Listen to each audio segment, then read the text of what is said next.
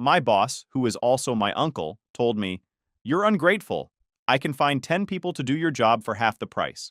I resigned on the spot. I didn't tell him I was the only one with the source code to the server. 2 days later, the system crashed. He called begging for the codes. I said, "Consulting fee is $500 an hour, minimum 40 hours upfront." He paid. So here's the thing about family businesses. They're great until they're not. And when they're not, they're a special kind of nightmare that makes you question why humans even invented the concept of relatives. My name's Austin, I'm 32, and until 2 weeks ago, I worked for my uncle's wholesale automotive parts company. Not glamorous, not exciting, just a steady gig managing systems for a business that's been around since 1987. My uncle Greg started it selling brake pads out of a garage in Akron. Now it's got 43 people across 3 warehouses in Ohio, pulling in about $8.4 million annually. I'd been there for 9 years. Started right out of college when Uncle Greg called and said he needed someone who understood computers. Back then, they were using paper invoices and Excel sheets from 2003. They'd lost a $67,000 order because they told a customer they had parts in stock that they'd already sold. Greg never forgot it. I showed up January 2016 with a degree in information systems and 0 real-world experience. Taught myself Python watching YouTube at 2 a.m. Built them a custom inventory management system from scratch over 8 months. The system went live November 2016. Within 3 months, order processing dropped from 4 hours to 11 minutes. Inventory accuracy went from 76% to 98.3%. The company saved roughly $340,000 that first year. Uncle Greg gave me a $3,000 bonus that December. "You saved this business," he said. Felt good. For a while. The system handled everything. Purchase orders, vendor relationships, shipping logistics, customer accounts, pricing algorithms, inventory tracking across all 3 locations, automated reordering, customer portal for 24/7 ordering, integration with FedEx, UPS, and freight companies. It worked. It scaled. When Greg opened the second warehouse in Toledo in 2018, I set up the integration. Third warehouse in Cincinnati opened 2020. Took me 4 days. I knew every quirk in that system, every fragile integration, every bug. I'd built it piece by piece, crisis by crisis. Uncle Greg loved me for about 5 years. Called me his tech genius nephew at every family gathering. Thanksgiving 2018, he literally stood up and gave a toast about how I'd brought the company into the 21st century. My aunt cried. My mom looked proud. My dad asked if I was getting paid enough. I laughed and said probably not, but it was family, so it was fine. That should have been a warning sign. Around year 6, things started shifting. It was subtle at first. Greg stopped asking my opinion in meetings. Started CCing me on emails instead of addressing them to me directly. When I brought up issues with the system or suggested improvements, he'd say, "We'll look into that," and then never mention it again. Then came the raise conversation of 2021. I was making $52,000 at that point. Hadn't gotten a real raise since 2018. Cost of living had gone up.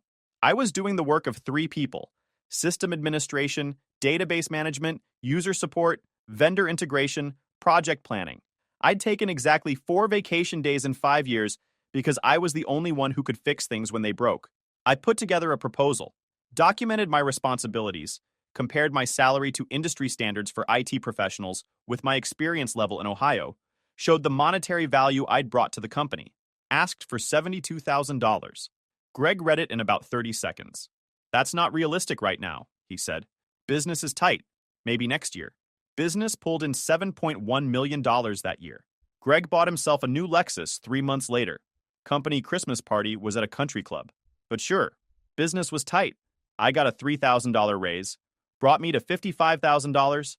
I smiled and said thank you, because that's what you do when it's family. That's when Bradley came back. Bradley is Greg's only son, 2 years younger than me. We'd grown up seeing each other at family events, never close, but never enemies either. He went to business school at some private college in Michigan, graduated 2014, immediately jumped into real estate investment with money from Greg. That venture lasted 4 years and lost approximately $180,000. Bradley bought 3 condos in Columbus right before the 2018 market correction. Tried to flip them. Market tanked. He held on to them. Bled money on mortgages and maintenance. Finally sold them in 2021 at a combined loss that made Thanksgiving dinner super awkward. January 2022, Greg hired Bradley as operations consultant. Nobody knew what that meant, including Bradley. His first week, he walked around with a clipboard asking people questions like, "What's your daily efficiency metric?" And "How do we quantify your value added?" Jennifer told me he'd asked her to itemize her strategic contributions, and she just stared at him until he left. Bradley made $73,000 his first year, more than me. I'd been there 6 years, built the entire digital infrastructure, and my cousin who just bankrupted 3 condos was making $18,000 more than me. But it was fine. Family business. These things work themselves out, except they didn't. Bradley got promoted to operations manager after 6 months. Now he wasn't just asking annoying questions. He was making decisions. Bad ones. He tried to switch vendors to save $4,000 annually on packaging supplies. The new vendors' boxes were lower quality. We had 17 shipments arrive damaged in the first month, cost us $31,000 in replacements, and lost customer confidence. I had to rebuild the customer trust algorithms in the system to flag previous damaged shipments for extra care. Took me a week. He implemented a new efficiency tracking system that required employees to log every activity in 15-minute increments. Everyone hated it. Productivity dropped 23% in the first month because people spent more time logging activities than doing them. Greg finally shut it down after Frank threatened to quit. But the worst part? Bradley reported directly to Uncle Greg, and I reported to Bradley. Let that sink in for a second. The guy who built the entire operational backbone of the company, who'd saved them hundreds of thousands of dollars, who worked weekends and holidays and missed family events to keep things running. That guy now reported to someone whose greatest achievement was losing money on real estate. I brought this up exactly once. Greg's response: Bradley needs experience managing people. It's good for his development. Right. My career was now a training exercise for someone else's development. Fun. I kept my head down, did my job, maintained the system, handled the updates, fixed the bugs, documented everything Bradley screwed up but never said anything publicly because family drama wasn't worth it. When the server crashed during the 2022 heat wave, temps hit 104 degrees, and the warehouse AC couldn't keep up, the server room turned into an oven. System went down at 8:47 p.m. on a Thursday. I got the alert on my phone while I was having dinner with Kayla. I just ordered my food. I wrapped the burger to go, drove to the warehouse, and spent the next 4 hours in a room that felt like Satan's armpit, rebuilding corrupted database tables, and restoring from backups while sweat dripped onto my keyboard. Got everything back online by 1:15 a.m. Next morning, Jennifer sent me a thank you email. Greg didn't mention it at all. Bradley sent me a message saying next time respond faster. The response time from alert to arrival was 11 minutes. I don't even know what faster would have meant. Teleportation? Then there was the vendor catalog disaster of March 2023. One of our major suppliers, they provide 34% of our inventory, decided to completely overhaul their entire product catalog system. New part numbers, new pricing structure, new API, new everything. They gave us 3 weeks' notice. That's not how software integration works. That's not how any of this works. But they didn't care. They had 1,200 other dealers nationwide. They weren't going to delay their rollout because Greg Parker's auto parts needed more time. I spent every evening for 3 weeks rebuilding the integration from scratch, mapping old part numbers to new ones, updating pricing algorithms, testing every possible failure point. Kayla barely saw me. I'd come home at midnight, eat whatever she'd left in the fridge, pass out, wake up at 6 a.m. and do it again. Launch day came. Our integration worked flawlessly. 3 other dealers in our region had to suspend operations for a week because their systems couldn't handle the transition. We didn't miss a single order. Greg's response? Good job keeping things running. Not, thank you for sacrificing 3 weeks of your life. Not, here's a bonus for saving us from a catastrophic business interruption. Just, good job. By year 8, I'd stopped expecting appreciation. I was there for the paycheck, which had grown to $58,000 after another painful negotiation in 2023, and because I'd built something I was proud of. Nobody understood the system like I did. The documentation existed, sure, but documentation only tells you what the code does, not why it does it that way, or what happens when edge cases occur. That knowledge lived in my head. Every complex system has quirks. Ours had dozens. The way the shipping calculator would sometimes round incorrectly for orders between $4,997 and $5,003 due to a floating point precision issue I'd never quite fixed. The way you had to restart the customer portal service every third Tuesday or it would start throwing authentication errors. The way the inventory sync between warehouses would occasionally lock up if two users tried to transfer the same part at the exact same time, and you had to access the database directly to unlock the transaction. I'd built workarounds for all of it. I'd trained the staff on the quirks they needed to know.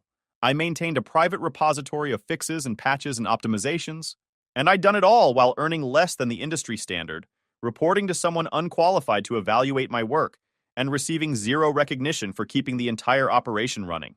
Should have left years ago. But family guilt is a powerful drug. Last Monday morning started normal. I got to the warehouse at 7:45 a.m., made bad coffee in the break room Keurig that we'd been meaning to replace for 2 years, checked my emails. System alerts overnight. None. Error logs. Clean. Database health. Optimal. I was heating up leftover spaghetti around 11:30 a.m. when Uncle Greg walked in with Bradley. They were mid-conversation, completely focused on whatever they were discussing. Didn't even notice me standing by the microwave. Bradley was complaining about the system being outdated and how any decent programmer could rebuild it better in a month. Uncle Greg was nodding along like Bradley had just discovered gravity. The interface looks like it's from 2005, Bradley said. Customers are complaining it's not user-friendly. We'd had exactly 3 customer complaints about the interface in 7 years. 3. Out of thousands of users. And we're overpaying for basic maintenance, Bradley continued. Austin's making almost 60 grand to babysit code. I've got a buddy from college who runs a development shop in Cleveland. He could send us someone for 30, maybe 35,000. Fresh graduate. Hungry. Probably do a better job, honestly. Uncle Greg made this thoughtful humming sound, like he was actually considering it. You really think we could replace Austin that easily? My hand tightened on the Tupperware container. Dad, I could find 10 guys to do his job for half the price. He's been coasting for years on one project he built back when Obama was president.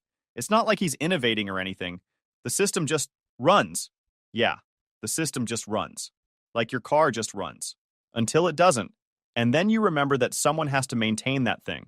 Austin's been with us a long time, though, Uncle Greg said. Not defending me. Not saying he's valuable or he saved this company. Just acknowledging my existence like you'd acknowledge an old filing cabinet. Yeah, and he's ungrateful, Bradley said. Keeps asking for raises like we owe him something. He should be thankful we even gave him a shot out of college. Most guys with his degree end up at help desks making 40 grand. We've been generous. Generous. I'd saved them over $2 million in the time I'd been there, and they'd paid me a cumulative $483,000. That's not generosity. That's exploitation with a family discount. He's also got that attitude problem, Bradley added. Like he's smarter than everyone else. You've seen it. The way he explains things like we're idiots. I explain things clearly because half the staff barely knows how to attach a file to an email. That's not an attitude problem. That's necessary communication. Uncle Greg sighed. You're probably right. Family or not, this is a business. We can't make decisions based on sentiment. That's when I cleared my throat. They both spun around. Bradley's face went from complaining to dad mode to, oh no, we got caught mode in about half a second. His ears actually turned red. Uncle Greg just looked annoyed that I'd interrupted their little strategy session. Not embarrassed, not apologetic. Annoyed. Austin, Uncle Greg said slowly. Didn't see you there. Clearly. The microwave beeped. None of us moved. The hum of the ventilation system suddenly seemed really loud. Look, Uncle Greg said, trying to pivot into his manager voice.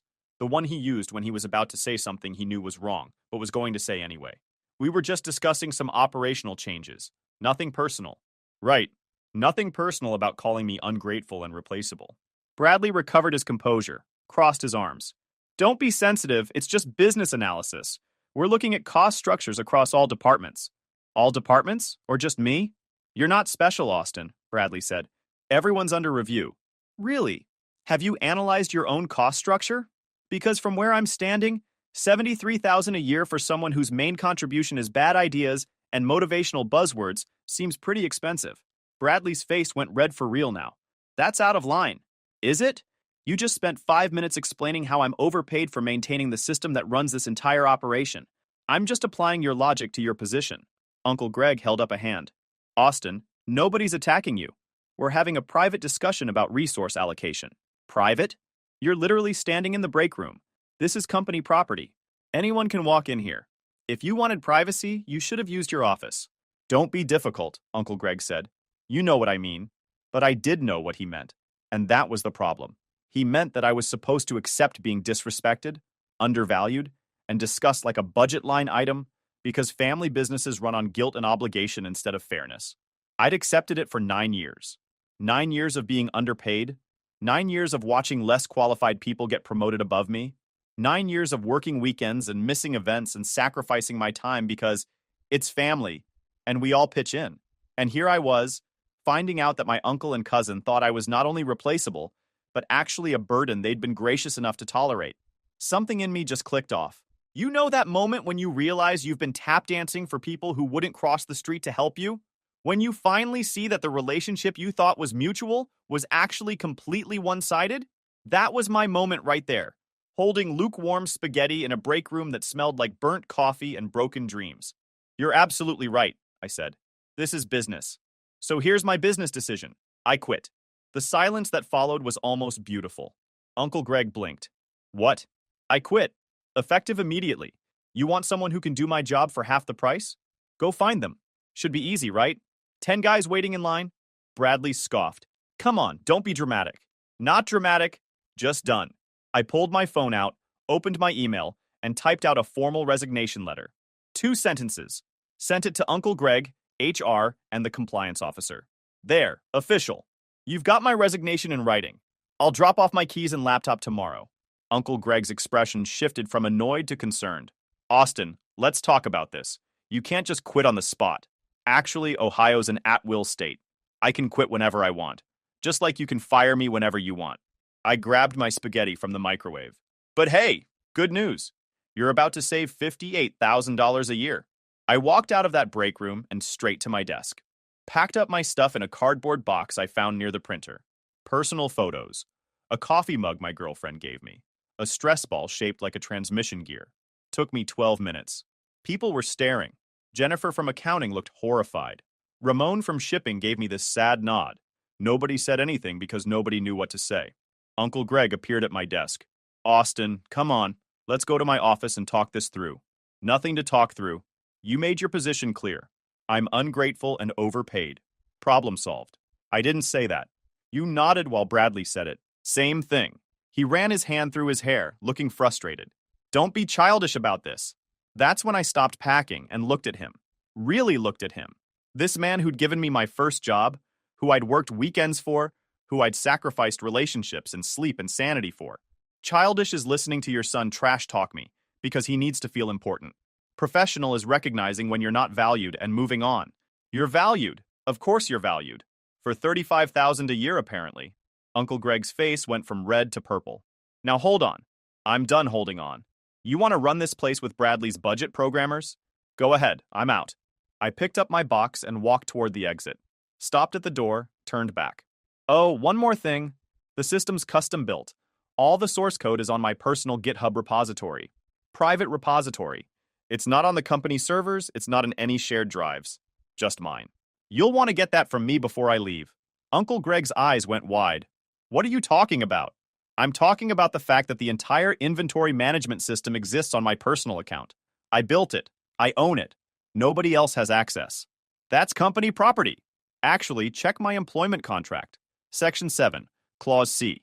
Any custom software built by employees using their own resources and personal time is considered derivative work with shared ownership unless explicitly transferred in writing.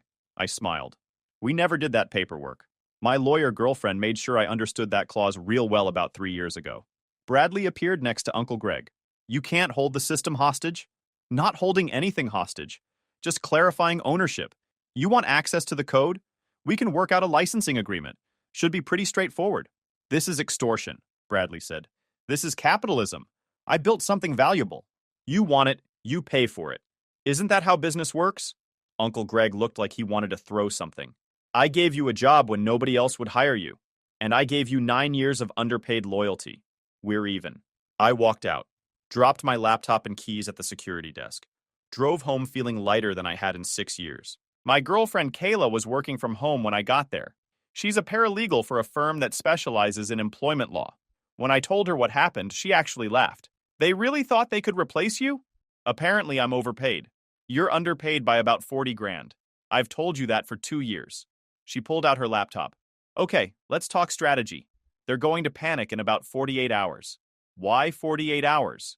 Because that's when the automated inventory sync runs. And without you there to monitor it, something's going to break. It always does. She was right. Tuesday passed quietly. Too quietly. My phone buzzed a few times with texts from coworkers asking what happened. Jennifer. Austin, what's going on? Greg won't talk about it. Ramon. Heard you quit. Can't say I blame you. Good luck out there. Stephen from the loading dock. Bradley's already screwing things up. He tried to adjust the shipping priority algorithm, and now half the orders are showing the wrong delivery dates. I responded politely to everyone, didn't trash talk anyone, just said it was time to move on. Thanked them for being good coworkers. Wished them well. Kayla suggested we go out for dinner Tuesday night. Took me to this nice Italian place I'd been wanting to try but never had time for, because I was always on call. We ordered appetizers. She got wine. I got sparkling water because someone had to drive. How does it feel? She asked. Weird. Good weird. Like I just stopped carrying something heavy, and my shoulders don't know what to do yet. You should have left 3 years ago. I know. But you're out now. That's what matters. Wednesday morning started normal. I slept until 8:30 a.m. for the first time in 9 years. Made actual breakfast instead of grabbing a granola bar on my way out the door. Sat on the couch in my pajamas drinking coffee and scrolling through job boards just to see what was out there. IT Systems Administrator positions in Ohio, $72,000 to $95,000. Database management, $68,000 to $88,000. Software developer roles, $75,000 to $110,000. I'd been making $58,000 for work that required all three of those skill sets combined. At 9:47 a.m., Uncle Greg called. I looked at the phone, looked at Kayla. She raised an eyebrow. Too soon, I said, and declined the call. He called again at 10:15 a.m. I declined. 10:52 a.m., declined. Then the call started coming faster. 11:34, 11:58, 12:23, 12:47. Kayla made us lunch. Actual lunch, like a salad with grilled chicken and vegetables and everything. Not a sandwich eaten standing up at my desk. They're panicking, she said. Good. 1:15 p.m., 1:43 p.m., 2:09 p.m., 2:34 p.m., 2:58 p.m., 3:12 p.m., 3:41 p.m. Then Bradley called. I almost answered just to hear what excuse he'd come up with. Almost. Declined. Then Jennifer from accounting called. Then Ramon. Then even Stephen from the loading dock, who I'd maybe spoken to 5 times in 9 years. I was sitting on my couch eating leftover Italian from the night before, watching my phone light up like someone was running a phone tree for an emergency evacuation. Kayla emerged from her home office around 3:30 p.m., coffee mug in hand. System crashed? System crashed. You going to answer? Eventually. Let them sweat a little longer. She grinned. You're enjoying this. Little bit. You've earned it. The thing about the inventory system is that it's genuinely complex. Not complex in a this is deliberately confusing way. Complex in a this is what happens when you integrate 8 years of business evolution into one coherent system way. 7 different integration points with vendor databases, each with their own API quirks and authentication requirements. 3 separate shipping company APIs that all handle data slightly differently. Custom pricing algorithms that adjust for bulk orders, seasonal demand fluctuations, regional market differences, customer loyalty tiers, and promotional periods. Automated reorder triggers that track usage patterns and predict inventory needs. Customer portal with real-time order tracking, invoice history, and account management. Multi-warehouse inventory sync that updates every few hours and handles transfer requests between locations. And it's got exactly 0 redundancy, because Uncle Greg didn't want to pay for cloud backup services or redundant servers. Why pay for 2 systems when one works fine? He'd said back in 2020 when I suggested it. I built that system to run smoothly. It was stable, reliable, but it was also held together by careful monitoring and regular maintenance that I performed. Little things like clearing cache files, monitoring database growth, checking API connection health, verifying sync logs, updating security certificates before they expired. And it required someone who understood how all the pieces fit together. The code was commented, sure. I documented everything, but documentation only helps if you understand the underlying logic and can troubleshoot when something goes wrong. Without me there to monitor it, the Wednesday morning inventory sync hit a conflict. Probably Toledo and Cincinnati both tried to update the same part simultaneously. The system locked the transaction. Without manual intervention, It stayed locked. Other transactions started queuing behind it. Within an hour, the entire system ground to a halt. At least, that's what I figured happened. I'd seen it before, fixed it a dozen times. At 4:37 p.m., Uncle Greg sent a text. Austin, please call me. This is urgent. The system is down and we can't process orders. I texted back, sorry to hear that. Have you tried calling one of those 10 guys who can do my job for half the price? 3 minutes later, don't be petty. We need your help. Me.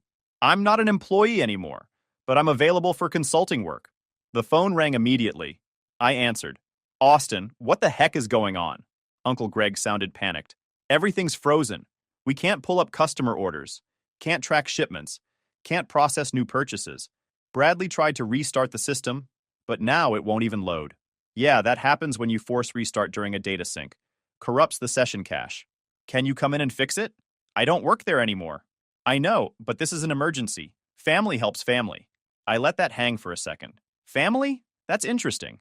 Because on Monday I was ungrateful and overpaid. Now I'm family again? Silence on the other end. Austin, please.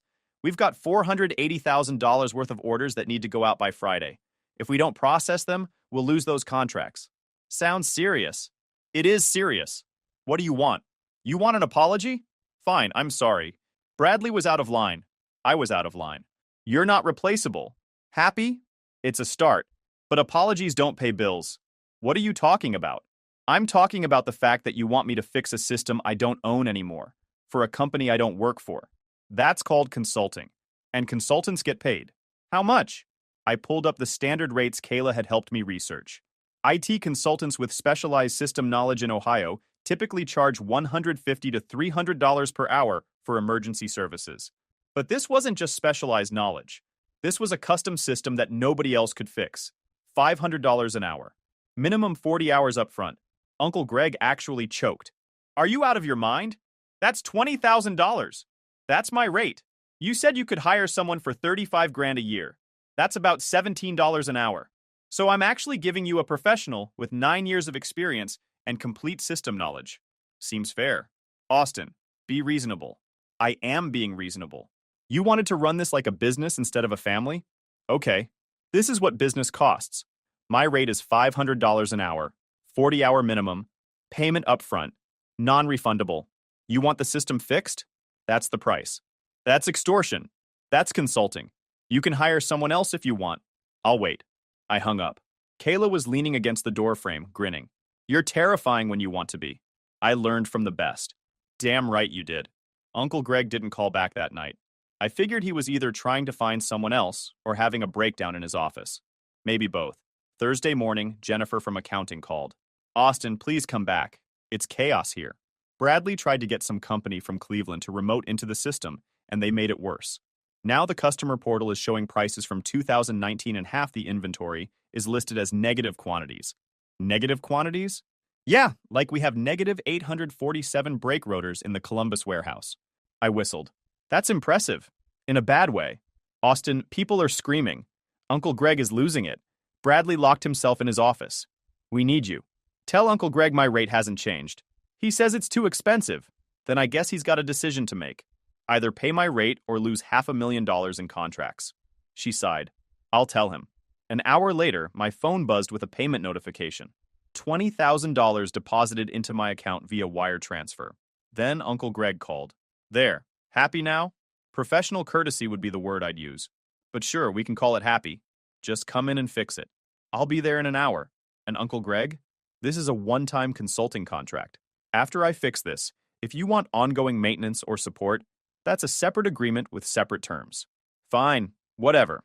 Just fix it. I showed up at the warehouse at 11:30 a.m., wearing jeans and a t-shirt. No more business casual. I was a consultant now. Consultants wear what they want. The parking lot looked normal, but inside it was complete chaos. Phones ringing off the hook. People running between desks with printed order forms like it was 2005 again. Customer service reps explaining to angry clients that they couldn't access their order status. Bradley standing in the middle of the floor, looking like someone who just discovered his actions have consequences, holding a laptop and staring at error messages. Jennifer saw me walk in and looked relieved. Thank God you're here.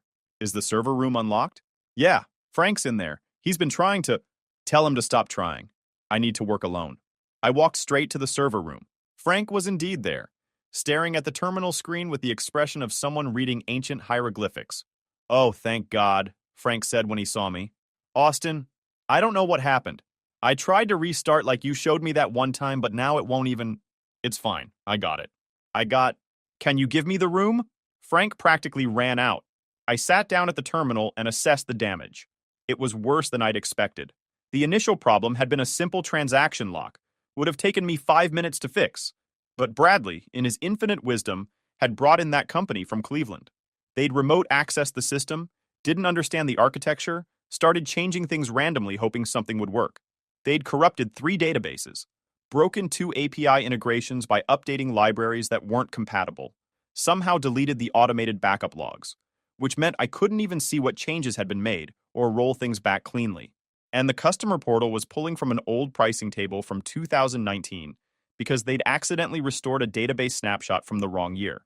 The negative inventory quantities were actually kind of funny in a dark way. Some genius had tried to manually correct the inventory sync issues by writing a SQL script, but they'd used subtraction instead of addition, so every incoming shipment was being counted as outgoing. Toledo had received 1,200 brake rotors yesterday morning.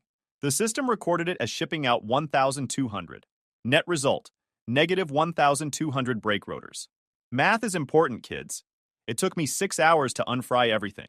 First, I had to restore the databases from a hidden backup copy I'd kept on an encrypted external drive in my apartment. Good thing I'd grabbed that when I packed my stuff. I'd started keeping personal backups after the heatwave incident in 2022 when I realized Uncle Greg wasn't going to pay for proper backup infrastructure. Then I rebuilt the API connections from scratch. The Cleveland company had broken the authentication tokens and API version management, had to regenerate all the keys, update the endpoints, verify the data mappings. Then I manually corrected the inventory counts, wrote a script to identify every transaction since Tuesday morning, recalculate the proper quantities, and update the database. Tested it on the Toledo data first, then applied it to all 3 warehouses. Then I fixed the customer portal by pointing it back at the correct pricing database. Verified that current prices were displaying correctly across all product categories. Finally, I reset the automated sync scheduler and ran a full system health check to make sure nothing else was broken. Uncle Greg came into the server room around hour 4. Just stood there watching me work. How's it looking? He asked quietly. Fixable. Barely. Another day of Bradley's budget IT guys, and this would have been unrecoverable. He winced. I should have listened to you. Yeah, you should have. I kept typing. He kept standing there. The silence was uncomfortable, which honestly felt appropriate. For what it's worth, I'm sorry. Bradley was in my ear about cutting costs, and I got convinced you were coasting. I was wrong. I stopped and looked at him. You know what the worst part is? It's not that you thought I was overpaid.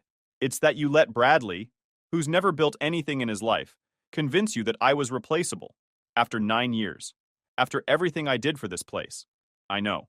Do you? Because from where I'm sitting, you didn't value my work until you couldn't do it without me. Can we talk about you coming back? No. Austin, come on. We need you. I turned back to the screen.